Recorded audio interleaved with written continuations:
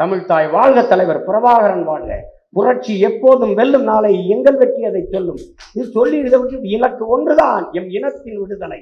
இனம் ஒன்றாவோம், இலக்கை வென்றாவோம்.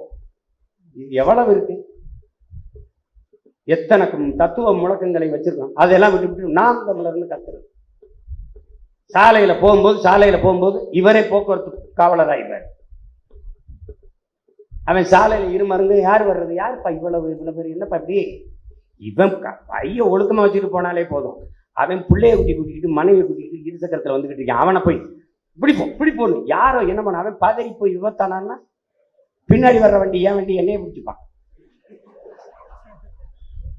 நான் பாட்டு வருவேங்க, அவன் பாட்டு போக வேண்டியதானுங்க. இவன் இங்க போ அவன் எல்லாரும் அங்கிருந்து கடையில் இருந்தா யாரா வரான்னு சீனா. இப்பவே இந்த அலப்பறையா இருக்கு. இது முதல்ல